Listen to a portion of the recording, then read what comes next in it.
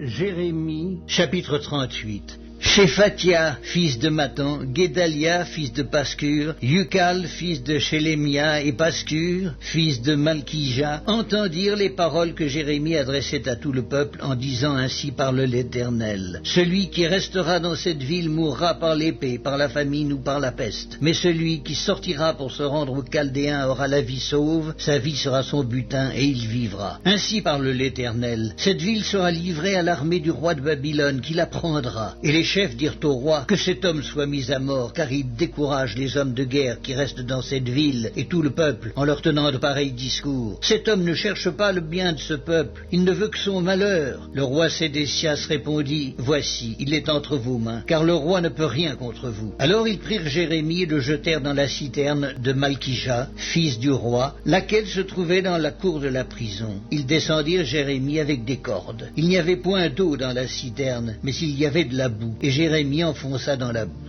Ebed-Mélec, l'Éthiopien, eunuque qui était dans la maison du roi, apprit qu'on avait mis Jérémie dans la citerne. Le roi était assis à la porte de Benjamin. Ebed-Mélec sortit de la maison du roi et parla ainsi au roi. Ô roi, mon seigneur, ces hommes ont mal agi en traitant de la sorte Jérémie, le prophète, en le jetant dans la citerne. Il mourra de faim là où il est, car il n'y a plus de pain dans la ville. Le roi donna cet ordre à Ebed-Mélec, l'Éthiopien. Prends ici 30 hommes avec toi, et tu retireras de la citerne Jérémie le prophète avant qu'il meure. Ebed-Mélec prit avec lui les hommes et se rendit à la maison du roi dans un lieu au-dessous du trésor. Il en sortit des lambeaux usés et de vieux haillons et les descendit à Jérémie dans la citerne avec des cordes. Ebed-Mélec l'Éthiopien dit à Jérémie, mets ces lambeaux usés et ces haillons sous tes aisselles, sous les cordes. Et Jérémie fit ainsi. Ils tirèrent Jérémie avec les cordes et le firent monter hors de la citerne. Jérémie resta dans la cour de la prison. Le roi Sédécias envoya chercher Jérémie le prophète et le fit venir auprès de lui dans la 3e entrée de la maison de l'Éternel. Et le roi dit à Jérémie, j'ai une chose à te demander, ne me cache rien. Jérémie répondit à Sédécias, si je te l'ai dit, ne me feras-tu pas mourir? Et si je te donne un conseil, tu ne m'écouteras pas. Le roi Sédécias jura secrètement à Jérémie en disant, l'Éternel est vivant, lui qui nous a donné la vie. Je ne te ferai pas mourir et je ne te livrerai pas entre les mains de ces hommes qui en veulent à ta vie. Jérémie dit alors à Sédécias, ainsi parle l'Éternel, le Dieu des armées, le Dieu d'Israël. Si tu vas te rendre au chef du roi de Babylone, tu auras la vie sauve, et cette ville ne sera pas brûlée par le feu. Tu vivras, toi et ta maison. Mais si tu ne te rends pas au chef du roi de Babylone, cette ville sera livrée entre les mains des Chaldéens qui la brûleront par le feu. Et toi, tu n'échapperas pas à leurs mains. Le roi Sédécias dit à Jérémie, je crains les Juifs qui ont passé aux Chaldéens. Je crains qu'on ne me livre entre leurs mains et qu'ils ne m'outragent. Jérémie répondit, on ne te livrera pas. Écoute la voix de l'Éternel dans ce que je te dis. Tu t'en trouveras bien et tu auras la vie sauve. Mais si tu refuses de sortir, voici ce que l'Éternel m'a révélé. Toutes les femmes qui restent dans la maison du roi de Juda seront menées au chef du roi de Babylone. Et elles diront, tu as été trompé, dominé par ceux qui t'annonçaient la paix. Et quand tes pieds sont enfoncés dans la boue, ils se retirent. Toutes tes femmes et tes enfants seront menés aux Chaldéens et toi tu n'échapperas pas à leurs mains. Tu seras saisi par la main du roi de Babylone, et cette ville sera brûlée par le feu. Sédécias dit à Jérémie, que personne ne sache rien de ces discours et tu ne mourras pas. Si les chefs apprennent que je t'ai parlé, et s'ils viennent te dire, rapporte-nous ce que tu as dit au roi, et ce que le roi t'a dit, ne nous cache rien, et nous ne te ferons pas de mal, tu leur répondras, j'ai supplié le roi de ne pas me renvoyer dans la maison de Jonathan, de peur que je n'y meure. Tous les chefs vinrent auprès de Jérémie et le questionnèrent. Il leur répondit entièrement comme le roi l'avait ordonné. Ils gardèrent alors le silence,